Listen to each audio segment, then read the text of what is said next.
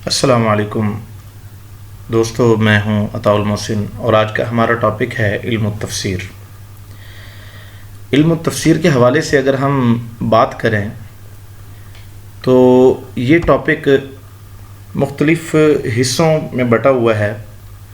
مثلا ہم سب سے پہلے تفسیر اور اس کے ساتھ کا ایک بعض کے نزدیک مترادف ہے اور بعض کے نزدیک اس میں تھوڑا سا فرق ہے، تعویل کا لفظ ہے، اس کو ہم ڈیفائن کریں گے اور اس کے بعد ہم آئیں گے ان دونوں کے فرق کی طرف۔ پھر نیکسٹ ہم تفسیر کی اقسام کو دیکھیں گے، تفسیر کی اقسام کے بعد تفسیر کے جو ادوار ہیں، پھر تفسیر کے حوالے سے جو مشہور صحابہ کرام ہیں، تابعین ہیں، اور پھر تفسیری حوالے سے جو بنیادی کتب ہیں ان کا تذکرہ کریں گے، اور پھر دور حاضر کی چند مشہور کتب کا ہم تذکرہ کریں گے۔ تو یہ ہوگا اس کا مختصر تعارف۔ تو سب سے پہلے ہم آتے ہیں تفسیر کے مفہوم کی طرف۔ یہ جو تفسیر کا لفظ ہے یہ فسرہ سے نکلا ہے، ماخوذ ہے، یعنی یوں کہہ لیں کہ جس کو ہم مصدر کہتے ہیں یا لفظوں کی ماں کہا جا سکتا ہے، ماخوذ ہے جس سے، وہ لفظ ہے فسرہ۔ تو یہ باب تفعیل کا مصدر ہے۔ اس کا واضح جو معنی ہے اس کا وہ ہے واضح کرنا، کھول کر بیان کرنا، وضاحت کرنا، مراد بتانا اور بے حجاب کرنا، مطلب کسی چیز کو بالکل ایکسپلین کر دینا۔ اور قرآن کی تشریح اور اس کے وضاحت کے علم کو علم تفسیر کہتے ہیں، اور جو شخص یہ کام کرتا ہے اسے ہم مفسر بولتے ہیں۔ لیکن اصطلاحی طور پر اس کا مفہوم دیکھ لیں کہ فرمایا کہ وہ ایسا علم ہے جس سے قرآن کریم کی سمجھ حاصل ہو اور اس کے معنی کی وضاحت حاصل ہو اور اس کے احکام اور حکمتوں کو نکالا جا سکے۔ تو یہ علم تفسیر کا جو ہے وہ مفہوم ہے۔ آگے آتے ہیں طویل کا مفہوم کیا ہے۔ طویل کا معنی بھی وہی ہے کہ تعبیر بتانا، حقیقت بیان کرنا اور اپنی اصل کی طرف لوٹنا کے اس کے معنی آتے ہیں۔ طویل کوئی چیز جب اپنی اوریجنل چیز کی طرف، اپنے مصدر کی طرف لوٹتی ہے اسے طویل کہتے ہیں۔ اب یہاں پر ہم 3 سے 4 جو ہے وہ فرق بیان کریں گے تفسیر اور تعویل کے، کہ کچھ حضرات نے جو فرق کیا ہے وہ کیا ہے۔ کچھ کا تو یہ نظریہ ہے کہ یہ سیم چیزیں ہیں، دونوں مترادف ہیں، لیکن بعض لوگ جو یہ کہتے ہیں کہ ان میں فرق ہے تو وہ دیکھ لیں۔ فرمایا کہ جس میں یہ یقینی طور پر معلوم ہو کہ یہ اللہ تعالیٰ کی مراد ہے اسے تفسیر کہتے ہیں، اور جس میں ایسا ہو کہ کوئی لفظ مختلف احتمالات رکھتا ہے اور اس کے مختلف میننگز ہیں، تو ایک معنی کو جب ہم ترجیح دیں گے لیکن یقینی طور پر ہم جو ہے وہ ڈیسیژن نہیں لے سکتے تو اسے تعویل کہتے ہیں۔ اسی طرح دوسرا مفہوم یہ دیا گیا ہے کہ جو مفہوم ترتیب عبارت سے حاصل ہو وہ تفسیر کہلاتا ہے، اور جو عبارت سے اشارتاً حاصل ہوتا ہے کہ جسے ہم کہہ سکیں کہ یہ بھی اس کا میننگ ہو سکتا ہے یا اس سے یہ بھی ثابت ہوتا ہے، تو وہ تعویل ہے۔ دوسرا تفسیر کا تعلق روایت سے ہے کہ ہم سنتے ہیں تفسیر کو، ہم اپنی طرف سے اس کو ڈیفائن نہیں کرتے۔ تعویل یہ ہوتا ہے کہ ہماری سمجھ کہتی ہے کہ اس کا یہ میننگ بھی ہو سکتا ہے، یہ درایت ہے۔ اور اسی طرح آیت سے ایسا معنی مراد لینا کہ جس کی اس میں گنجائش ہو اور وہ آیت کے سیاق اور سباق کے مطابق ہو، قرآن و سنت کے خلاف نہ ہو، اسے تعویل کہتے ہیں۔ اور کسی آیت کا سبب نزول اور واقعہ کے متعلق ذکر بیان کرنا کو تفسیر کہتے ہیں۔ مطلب ایک چیز ہے کہ ہم کسی چیز کا پیچھے بتاتے ہیں کہ اس کا بیک گراؤنڈ کیا ہے، تو وہ تفسیر ہوگی۔ لیکن ایک ایسا میننگ ہم لیں کہ جو قرآن اور سنت کے خلاف نہیں ہے، سیاق و سباق کے بھی مطابق ہے، لیکن وہ پہلے بیان نہیں ہوا ہے، تو وہ تعویل ہو جائے گا۔ تو آگے آتے ہیں ہم تفسیر کی اقسام کی طرف۔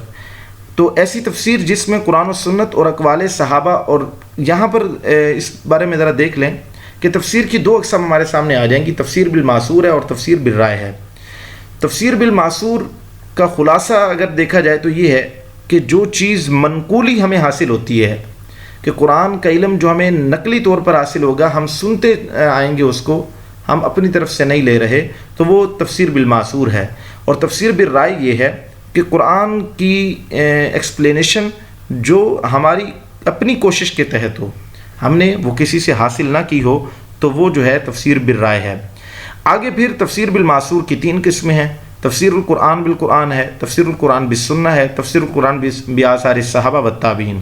یعنی قرآن کے ایک لفظ کی تشریح خود قرآن دوسری جگہ پہ کر رہا ہے، اور کہیں ایسا ہوتا ہے قرآن کی تشریح جو ہے وہ حدیث کر رہی ہوتی ہے، اور کہیں ایسا ہے کہ یہ دونوں چیزیں نہیں کر رہی ہیں، لیکن صحابہ بتائیں گے کہ اس کا مفہوم کیا ہے، یہ تابعین اس کا مفہوم بتائیں گے. تو یہ تفسیر بالماثور ہے اور اس کی اقسام ہیں.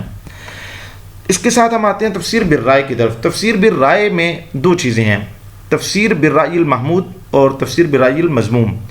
یعنی تفسیر بالرائے المحمود کا مطلب یہ ہے کہ ایک وہ تفسیر ہے جو اچھی ہے، جس کی تعریف کی گئی ہے. یہ وہ تفسیر ہے جو قرآن و سنت اور اس کے یعنی دوسرے لفظوں میں یوں کہہ لیں کہ احکام شریعہ کے بالکل خلاف نہیں جاتی، اور لیکن ہم اپنی طرف سے اسے بیان کر رہے ہیں، تو وہ تفسیر بالرائے المحمود ہے.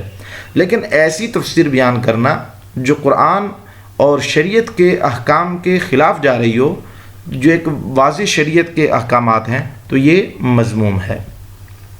اس کے بعد آتے ہیں ہم دور رسالت ہم دیکھیں گے، یعنی تفسیر کے ادوار کی طرف ہم جا رہے ہیں. سب سے پہلی چیز ہے دور رسالت، پھر اس کے بعد دور صحابہ ہے، دور تابعین ہے، اور دور اموی و عباسی ہے. یہ دور ہیں بیسیکلی تفسیر کے، جن کے اندر تفسیر کا کام ہوا ہے کہ آپ صلی اللہ علیہ وسلم جو ہے وہ تفسیر جو ہے وہ بیان کیا کرتے تھے، کیونکہ صحابہ اکرام میں تمام جو ہے وہ اس لیول کے نہیں تھے کہ قرآن کے لفظ کو سن کر وہ اپنا اس کا مفہوم بھی اخذ کر سکیں. تو چونکہ مختلف قسم کے صحابہ ہوتے تھے، ذہین بھی اور ایسے بھی جو ذہین نہیں تھے، تو ان کے لیے آپ تفسیر بیان کر دیتے تھے. صحابہ تابعین کے لیے بیان کیا کرتے تھے، تابعین پھر تبع تابعین کے لیے بیان کرتے تھے. پھر دور اموی عباسی کے اندر پراپر جو ہے وہ تفاسیر پر کام ہوا، جس میں جو ہے وہ ان کی تدوین پر بھی کام ہوا ہے. تو یہ مختصراً جو ہے وہ ہم ان کا تعارف کروا رہے ہیں. تو یہ چار جو ہیں وہ ادوار ہیں.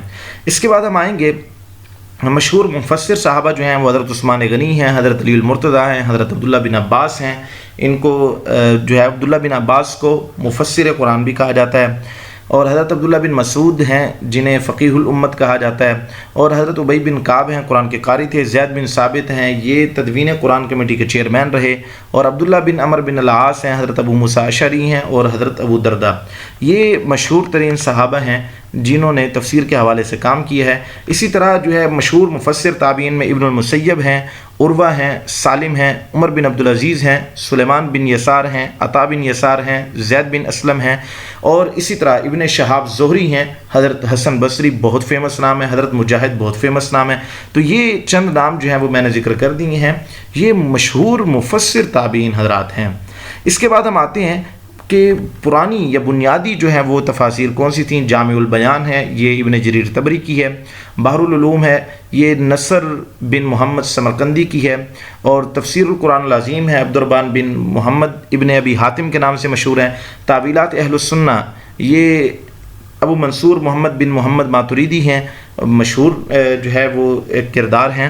الوجیز، یہ ابو الحسن علی بن احمد واحدی ہیں. احکام القرآن ہیں، ابو بکر احمد بن علی جساس ہیں، تفسیر جساس بھی کہا جاتا ہے ان کو.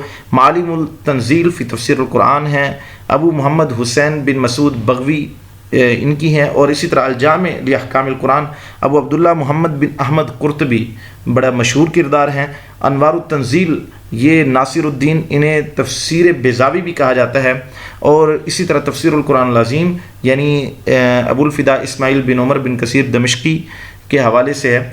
تو یہ مشہور ترین نام جو ہیں وہ میں نے آپ کے سامنے ذکر کر دیے. اس کے بعد آتے ہیں مشہور عصری تفاسیر جو ہیں وہ کون کون سی ہیں. توضیح القرآن ہے، مفتی تقی عثمانی صاحب کی ہے. بیان القرآن مولانا اشرف علی تھانوی کی ہے. فیوز القرآن سید حامد حسن بلگرامی کی ہے. کنز الایمان ہے امام احمد رضا خان بریلوی کی. خزائن العرفان مولانا نعیم الدین مراد آبادی. معارف القرآن مفتی محمد شفیع عثمانی.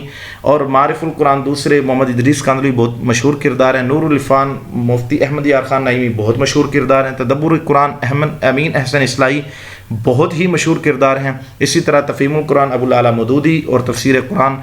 تو الغرض یہ جو چند نام میں نے آپ کے سامنے اسکرین پہ ذکر کر دیے ہیں، یہ وہ نام ہیں جو تفسیر کے حوالے سے دور حاضر کے اندر بہت مشہور ہیں. تو اسی طرح ضیاء القرآن بھی ہے، وہ بھی جو ہے مشہور کردار ہیں اس کے حوالے سے. الغرض یہ تھا ایک مختصر سا تعارف جو میں نے تفسیری حوالے سے آپ کے سامنے پیش کیا ہے. انشاءاللہ ملتے ہیں نیکسٹ لیکچر میں.